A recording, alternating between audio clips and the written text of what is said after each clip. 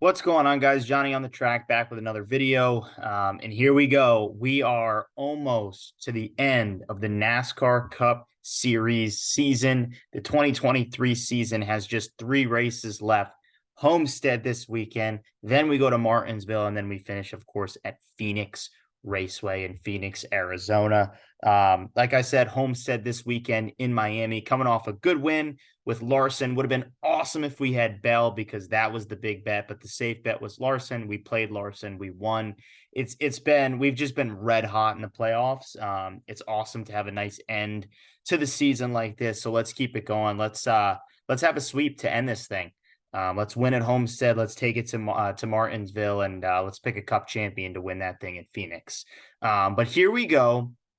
I will say I am all over the place with this race. I'm back and forth right now. I'm the snip, snap, snip, snap. It's been tough for me to find what I want to go with here, and I feel like I'm still not 100% sold on this whole thing, and I'll kind of get into that when we get into the bets. But just real quick, first, want to shout out the NASCAR betting preview show, where you can listen to this show via podcast. We appreciate it. And then you can tune in on Twitter Spaces at 8 p.m. on Wednesday nights, 8 p.m. Eastern Standard Time, that is, on Wednesday nights, to listen to, all the NASCAR betting analysts talk about NASCAR betting and their picks for trucks, Xfinity, Cup. So really cool stuff. Appreciate the partnership. And then also make sure you continue to check out some of the other stuff we're doing on the channel. For instance, the drafts we've been doing, which have been really fun. We're drafting some stuff in NASCAR, right? So there's 4 of us. We each draft a team of 4, could be whatever, could be the greatest tracks. Could be something perhaps like the greatest NASCAR numbers of all time, hint, hint. And then we put it on X or Twitter for you all to vote. We decide a winner, and then we've got standings going. So it's been a lot of fun. Make sure you check those out on the channel. So yeah, if you're watching this for the first time, definitely subscribe. To the YouTube, and we've got some really cool stuff. It'll continue to go through the end of the season and in the off season. So if you love NASCAR, definitely subscribe to the channel. Okay, with that, let's get into the bets for Homestead, Miami. Let's first talk about the guy that I feel like most people will be on this weekend, the winner of last Sunday's race, Kyle Larson. Okay, we have to talk about Larson. We just have to. He is so good on this track. But guys, I'm going to fade Larson. And I know the numbers say you shouldn't fade Larson. The numbers say you should bet Larson. And you guys know me. I live by the numbers. That's how I bet.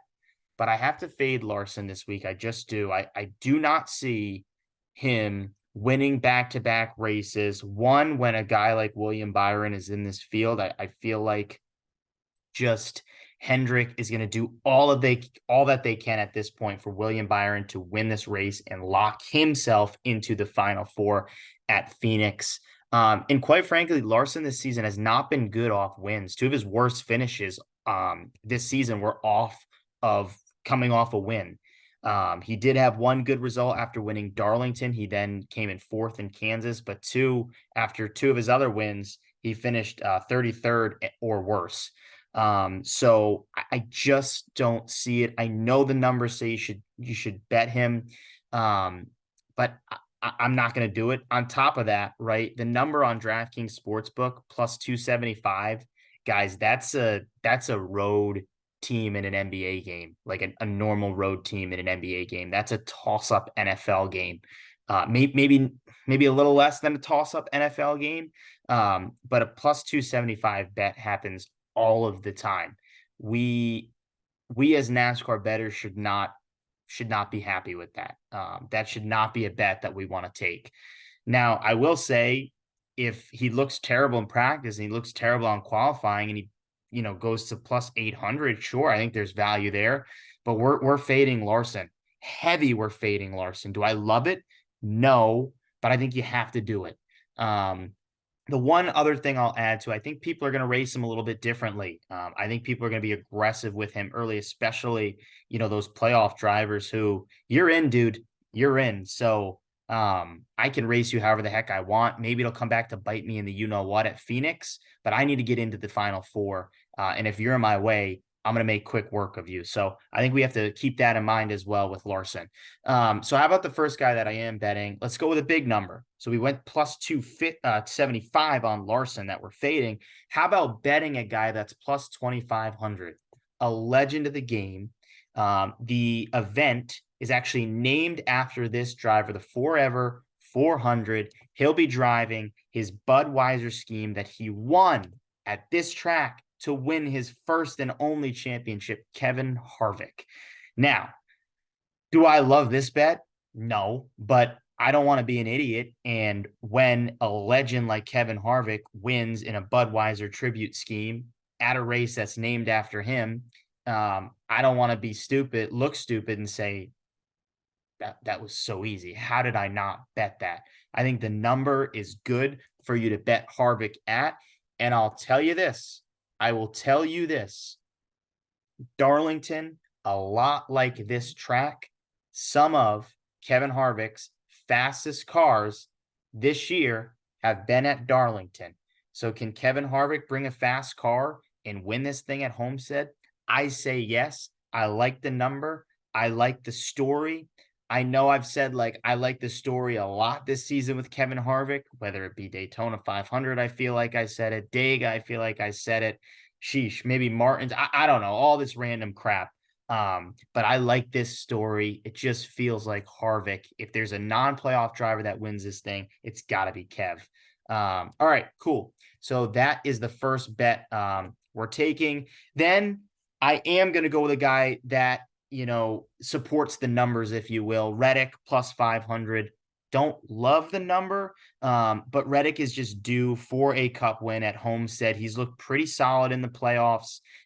He's got a second in his career here in the Cup Series. He's got a fourth in his career here in the Cup Series. He can run every line. He can gain that edge of speed where others may not be able to. I think this is his chance to lock himself, really his chance to just make the final four. He had the fastest car at the second Kansas race. He had the second fastest car at the second Darlington race. He had the third fastest car at Charlotte, all high-speed intermediates. He's the fifth fastest on high-speed intermediates this season. I think Reddick has what it takes to get it done and lock himself into the final four at Homestead, Miami. I'd really like to see Reddick get it done. And I think, like I said, the numbers say that this bet is your safe bet of the weekend. So there it is, Reddick at plus 500. How about Byron plus 750? Great number to get William Byron at. Third fastest on high-speed intermediates this year. He's got a win under his belt at Homestead. He won there 2 years ago, I believe.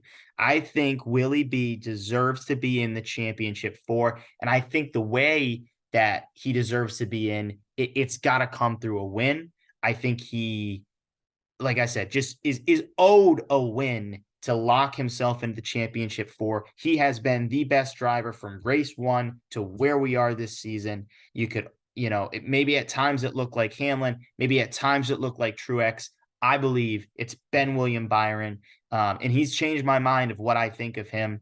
I really like this kid. And I'd love to see him lock himself into the championship four. He was one of my championship four picks when I made my bracket. So, and this is kind of how I saw it happening, a win at Homestead for him to lock himself in, or a win at one of these intermediates in this final round. So Larson obviously won last weekend. I like Byron this weekend. And then one more kind of, this is like a little bit of a twofer here. So the only other guys, I should say, I can see winning this race is Martin Truex Jr. and Denny Hamlin. Now, I'm not going to bet them both. I'm not going to do it. So here's how I'm going to do this and how I'm going to tell you to do this. Denny Hamlin, I will say, has a pretty good number right around plus 700. If you want to take that now, feel free. I think that's a safe number. He has been, is it the second fastest or the second fastest this year on high-speed intermediates? He's just been really good, quite frankly. But I still believe in Truex, and I know he struggled in the playoffs, and I know he struggled at mile and a half for like the past couple months, quite frankly. But here's what I'll say. If Truex unloads a car that looks good in practice, that qualifies well, ladies and gentlemen, you need to bet Martin Truex Jr. That's how I see this. So if he comes out and he's 7th fastest in practice, qualifies 9th, fade him. Don't bet him. But if he comes out and he's top 3 in practice, top 3 in qualifying, bet Martin Truex Jr. You have to do it. I know the numbers at this point say you should fade Truex. If we go back to about 4 months ago, 5 months ago, Martin Truex Jr. was the best this year at mile and a half.